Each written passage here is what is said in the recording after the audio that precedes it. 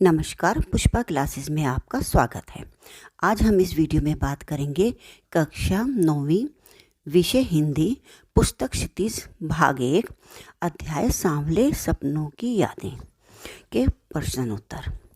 तो मैं आपको 1 बाय 1 क्वेश्चन और आंसर दोनों समझाती चलूँगी। तो स्टार्ट करते हैं। नंबर 1 पे है, किस घटना ने सालिम अली के जीवन की दिशा को बदल दिया। इसमें हमसे पूछा है कि ऐसे उनकी कौन सी घटना हुई थी जिससे उनके मन में पक्षियों के प्रति इतनी जिज्ञासा और इतना प्यार उमड़ आया। तो इसका आंसर है, एक बार सालिम अली के बचपन में उनकी एयर गन से घायल होकर एक गोरैया गिर पड़ी। सालिम अली ने इस पक्षी की देखभाल, सुरक्षा और उसके बारे में नाना प्रकार की जानकारियां एकत्रित करना शुरू कर दिया। इससे उनके मन में पक्षियों के प्रति रुचि उत्पन्न हुई। इस घटना और पक्षियों के बारे में बढ़ती रुचि और जिज्ञासा ने उन्हें पक्षी प्रेमी बना दिया। मतलब एक बार वो बचपन में अपनी एयर गन से खेल रहे थे, तो खेलते खेलते उनकी एयर गन की जो डॉट होती है वो जाकर एक गुरैया के लग गई और वो ज़मीन पे गिर गई। ये देख के सालिम अली जी को बहुत दिल दुखा उनका, और उन्होंने उस चिड़िया की बहुत देखभाल करी और उसके बारे में और अधिक जानकारी प्राप्त करने के लिए उन्होंने और भी खोज करी। ऐसा करते करते उनके मन में पक्षियों के प्रति बहुत प्यार और स्नेह उमड़ आया और उनका जीवन में एक ऐसा बदलाव आया कि उन्होंने अपना पूरा जीवन पक्षियों के सेवा में लगा दिया। नेक्स्ट क्वेश्चन है, सालिम अली ने पूर्व प्रधानमंत्री के सामने पर्यावरण से संबंधित किन संभावित खतरों का चित्रण खींचा होगा कि उनके आंखें नम हो गई। यानी कि हमसे पूछा है कि ऐसा सालिम अली जी ने पूर्व प्रधानमंत्री के आगे क्या क्या चित्र उभारे होंगे पर्यावरण से संबंधित के खतरों के, जो उनकी आंखें भी नम हो गई। तो इसका आंसर है, सालिम अली तत्कालिक प्रधानमंत्री चौधरी चरण सिंह के पास केरल की साइलेंट वैली को रेगिस्तानी हवाओं के झोंकों से बचाने का अनुरोध लेकर गए। यानी कि जो केरल की साइलेंट वैली थी, वहाँ पर रेगिस्तान की गर्म हवाएं की वजह से पर्यावरण बहुत दूषित हो रहा था। एक तो वो वाला अनुरोध लेके गए और उन्होंने प्रकृति और पर्यावरण को प्रदूषित होने से बचाने, पक्षियों की रक्षा, वनों को अंधाधुंध कटाई आदि बातें उठाई। सालिम अली के ऐसे निस्वार्थ बातें तथा पर्यावरण के प्रति चिंता को देखकर चौधरी साहब जी की आंखें भर आईं। मतलब कहने का मतलब है कि उन्होंने बताया कि दनादन पेड़ काटे जा रहे हैं और रेगिस्तान से हवाओं का झोंके जो पक्षियों को और पर्यावरण को बहुत नुकसान पहुंचा रहे हैं। इस तरह की बातें उन्होंने बताई और उनको सचेत किया कि आने वाले समय में और भी पर्यावरण दूषित होने वाला है। उन खतरों को देखकर ही जो प्रधानमंत्री जी थे उस समय के, उनकी आंखें नम हो गई। नेक्स्ट क्वेश्चन है, लॉरेंस की पत्नी फ्रीदा ने ऐसा क्यों कहा होगा कि मेरी छत पर बैठने वाली गुरैया लॉरेंस के बारे में ढेर सारी बातें जानती है। तो इसका आंसर हम देखते हैं, लॉरेंस की पत्नी फ्रीदा ने ऐसा इसलिए कहा होगा क्योंकि फ्रीदा जानती थी कि लॉरेंस प्रकृति और पक्षियों से असीम प्रेम करते थे। वे अपने घर की छत पर बैठने वाली गुरैया को बहुत प्रेम करते थे। वे घंटों उनके साथ समय बिताते थे। गुरैया और लॉरेंस एक दूसरे से घुल मिल गए थे। पक्षियों के प्रति लॉरेंस के इसी प्रेम को व्यक्त करना चाहती थी। यानी कि वो ये बताना चाहती थी कि मुझसे ज़्यादा तो वो छत पे बैठी गुरैया के साथ टाइम स्पेंड करते हैं और उन्हीं के संग वो ज़्यादा से ज़्यादा समय बिताते हैं। तो मैं इतना नहीं जानती लॉरेंस के बारे में जितना एक मेरी छत पे बैठी हुई गुरैया जानती है। और गुरैया से वो बहुत प्रेम भी करते थे। उसको जैसे कहते हैं ना, हम हम मान लो हम आम लोग जैसे चिड़िया को कुछ दाना देते हैं, उनको छूने की कोशिश करते हैं तो वो डर के उड़ जाती हैं, लेकिन लॉरेंस के साथ ऐसा नहीं था। उन्हें वो जब वो दाना डालते थे, उनको पानी देते थे, पिलाते थे, तो गौरैया भागती नहीं थी, डरती नहीं थी। उन्हें पता था कि लॉरेंस जी हमें बहुत प्रेम और स्नेह करते हैं। तो यही पक्षियों के प्रति लॉरेंस के इसी प्रेम को व्यक्त करने के लिए उन्होंने ऐसा कहा होगा। नेक्स्ट क्वेश्चन है, आशय स्पष्ट कीजिए। वो लॉरेंस की तरह नैसर्गिक जीवन जिंदगी का प्रतिरूप बन गए थे, यानी कि नैसर्गिक जीवन, स्वाभाविक जीवन के बारे में हमसे पूछा है कि प्रतिरूप बन गए थे।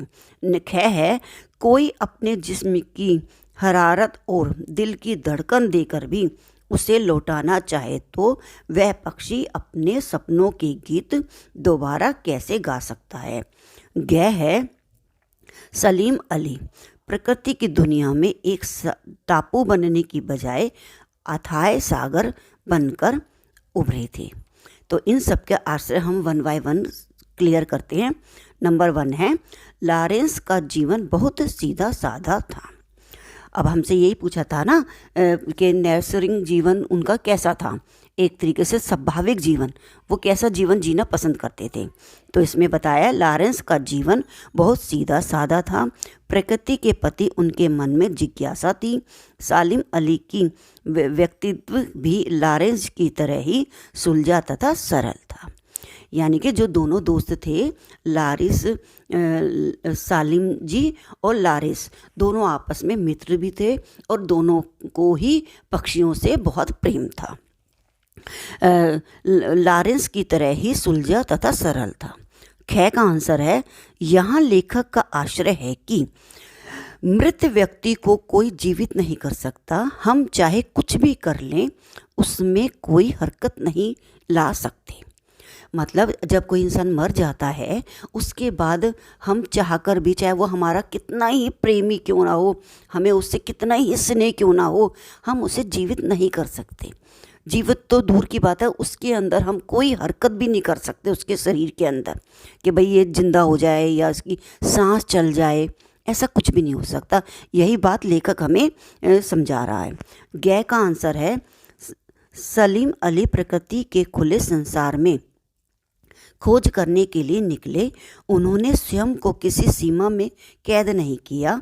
वे एक टापू की तरह किसी स्थान विशेष या पशु पक्षी विशेष में सीमित नहीं थे। उन्होंने अथाह सागर की तरह प्रकृति में जो जो अनुभव आए उन्हें सजोया।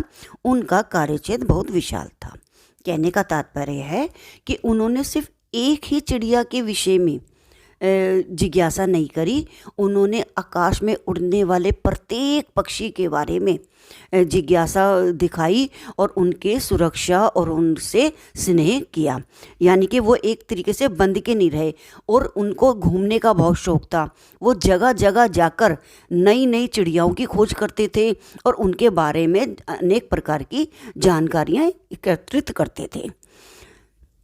नेक्स्ट क्वेश्चन है, इस पाठ के आधार पर लेखक की भाषा शैली की 4 विशेषताएं बताइए। यानी कि ये जो हमारे लेखक जी हैं, उनके भाषा शैली के बारे में हमें 4 विशेषताएं बतानी है। उनकी मतलब क्या क्या विशेषताएं थी। लेखक की भाषा शैली की विशेषताएं निम्नलिखित थी, ठीक है ना। नंबर 1, इनकी शैली चित्रात्मक है। पाठ को पढ़ते हुए इसकी घटनाओं का चित्र उभर कर हमारे सामने आता है। इन्होंने बताया है कि उनकी जो भाषा शैली है वो इस तरह की थी, अगर हम चैप्टर को पूरा रीड करेंगे तो कुछ घटनाएं तो ऐसी हैं जो ऐसे लगेगा हमारी आंखों के आगे हो रही हैं, मतलब एकदम चित्र उभर कर आते हैं। नेक्स्ट पॉइंट है, लेखक ने भाषा में हिंदी के साथ साथ कहीं कहीं उर्दू तथा कहीं कहीं अंग्रेजी के शब्दों का प्रयोग किया है। लेखक ने हिंदी भाषा में तो ये चैप्टर है ही, आप सभी जानते हैं, तो इसके साथ साथ कहीं पर इन्होंने उर्दू का शब्द यूज़ करे हैं तो कहीं पर इन्होंने इंग्लिश शब्द का भी यूज़ करा है। नेक्स्ट पॉइंट है, इनकी भाषा अत्यंत सरल व सहज है। यानी कि भाषा को बहुत ही सरल रूप से प्रस्तुत किया है, समझना इनका बहुत ही आसान है इस चैप्टर को। इनकी लैंग्वेज जो है, इनकी सरल भाषा है। अपने मनोभावों को प्रस्तुत करने के लिए लेखक ने अभिव्यक्ति शैली का सहारा लिया है और अपने मनों की भावनाओं को व्यक्त करने के लिए इन्होंने अभिव्यक्ति शैली का प्रयोग किया है। नेक्स्ट क्वेश्चन है, इस पाठ में लेखक ने सलीम अली के व्यक्तित्व का जो चित्र खींचा है उसे अपने शब्दों में लिखो। यानी कि इसका उत्तर है, सलीम अली जाने माने पक्षी विज्ञानी थे। उन्हें पक्षियों के बारे में जानने के अलावा प्रकृति एवं पर्यावरण की भी चिंता रहती थी। वे अपने कंधों पर सैलानियों सा बोझ लटकाए, गले में दूरबीन टांगे पक्षियों की खोज में दूर दराज के क्षेत्रों में निकल जाया करते थे। अर्थात सलीम अली जी जो थे वो पक्षियों से तो प्रेम करते ही थे, लेकिन उन्हें पर्यावरण की भी बहुत चिंता थी कि कहीं पर्यावरण दूषित ना हो जाए। उसके लिए भी उन्होंने बहुत से कदम उठाए और उनको एक सैलानी के रूप में प्रस्तुत किया है। मतलब चैप्टर में बताया है सैलानी क्या होते हैं, अपना सामान उठाते हैं और एक जगह से दूसरी जगह, दूसरी जगह से तीसरी जगह। इसी तरह सलीम अली जी थे, वो चिड़ियाओं की खोज में, पक्षियों की खोज में एक जगह से दूसरी जगह जाते रहते थे और उनके गले में हमेशा दूरबीन रहती थी कि कहीं भी जाऊं और मैं उनको देखता जाऊं, उनकी खोज करता रहूं नई नई चिड़ियाओं की। ठीक है ना, तो यही इसमें हमें बताया है। क्षेत्रों में निकल जाया करते थे। पक्षियों की खोज में दुर्गम स्थानों पर घंटों बैठना उनकी आदत थी। यानी कि वो जब भी कहीं भी जाते थे और जब देखते थे कहीं चिड़ियाओं का झुंड है, हुजूम है चिड़ियाओं का, तो वो घंटों मतलब बोर नहीं होते थे। उनको बहुत बहुत अच्छा लगता था। वो दूरबीन से उन चिड़ियाओं को देखते रहते थे, वॉच करते रहते थे। वे पर्यावरण के प्रति भी चिंतित थे। पर्यावरण की चिंता को लेकर वे एक बार तत्कालिक प्रधानमंत्री चौधरी चरण सिंह से भी मुलाकात कर चुके थे। वे प्रकृति की दुनिया में यथार्थ सागर बनकर उभरे। यानी कि उन्होंने अपना दायरे को सीमित नहीं करा कि बस चलो हम पक्षियों की या किसी एक चिड़िया के बारे में ही सर्च करते हैं, उन्हीं के बारे में जानकारियाँ आगे वो करते हैं। नहीं, वो पर्यावरण से भी चिंतित थे। इस चिंता को लेकर वो उस समय के प्रधानमंत्री चौधरी चरण सिंह के पास से भी मुलाकात की उन्होंने।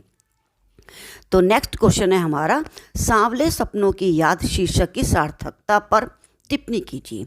यानी कि ये जो शीर्षक है इसकी सार्थकता पर हमें आंसर है इसका, सांवले सपनों की याद नामक पाठ में प्रसिद्ध पक्षी विज्ञानी सलीम अली के उन सपनों का चित्रण है जो वे खुली आंखों से देखते थे। यानी कि उनके मन के जो भाव थे, उनका बहुत था कि चिड़ियाओं के बारे में और ज़्यादा सर्च किया जाए। उन्हें वे अनुभव करते रहे, लेकिन जाबिर हुसैन ने उन्हीं सपनों की यादों का शब्द चित्र इस संस्मरण में प्रस्तुत किया है। इसके अलावा पाठ में यमुना नदी के सांवले पानी और वृंदावन से जुड़ी यादों का संगम है। इस तरह यह शीर्षक पूरी तरह सार्थक है। कहने का मतलब है, इन्होंने हमें बताया था ना कि वृंदावन में श्री कृष्ण जी की छवियाँ चारों तरफ याद आती रहती हैं उनकी, श्री कृष्ण जी के बारे में। वृंदावन में सब जगह जगह कोने कोने में उनकी यादें उभर रही हैं। उसी प्रकार अगर जब हम आने वाले टाइम में पक्षी प्रेमी के बारे में बात करेंगे तो हमें सलीम अली जी का नाम सबसे पहले आएगा। नेक्स्ट क्वेश्चन है हमारा, प्रस्तुत पाठ सलीम अली की पर्यावरण के प्रति चिंता को भी व्यक्त करता है। पर्यावरण को बचाने के लिए आप कैसे योगदान दे सकते हैं? पर्यावरण बचाने के लिए हम निम्नलिखित योगदान दे सकते हैं, जैसे कि पेड़ पौधों को हमें पेड़ पौधों की अंधाधुंध कटाई को रोकना तथा खाली स्थानों पर जगहों पर नए पौधे लगाने का प्रयास करना चाहिए। जैसे कि हम देखते हैं आजकल पेड़ों को बहुत काटा जा रहा है और नई नई बिल्डिंग्स वगैरह बनाई जा रही हैं और प्लॉट्स वगैरह भी काटे जाते हैं। तो इस तरह हमें पेड़ पौधों को इतनी दनादन अंधाधुन नहीं काटना चाहिए, और हो सके तो नई नई जगहों पे हमें पेड़ ज़्यादा से ज़्यादा लगाने चाहिए, क्योंकि जितने ज़्यादा पेड़ होंगे उतना ही ऑक्सीजन हमें मिलेगा और हमारा पर्यावरण बहुत साफ और सुथरा रहेगा। दूसरा पॉइंट है प्लास्टिक से बनी वस्तुओं का कम से कम प्रयोग करें। जो भी प्लास्टिक की चीज़ें होती है ना, जैसे कि गिलास हो गया, चम्मच हो गई, और आजकल थैलियाँ आ रही हैं जिसमें हम सामान कैरी करके लेके जाते हैं, हो सके तो हमें इन चीज़ों का यूज़ ही नहीं करना चाहिए। लेकिन फिर भी अब क्या करें, लोग करते हैं। तो इन्होंने ये बताया है प्लास्टिक से बनी वस्तुओं का कम से कम प्रयोग करें। इतना तो हम कर ही सकते हैं ना, क्योंकि ये क्या होता है, प्लास्टिक की जो थैलियाँ होती हैं ये सालों हजारों करोड़ों टाइम तक भी ये पर्यावरण में ऐसे ही पड़ी रहती हैं।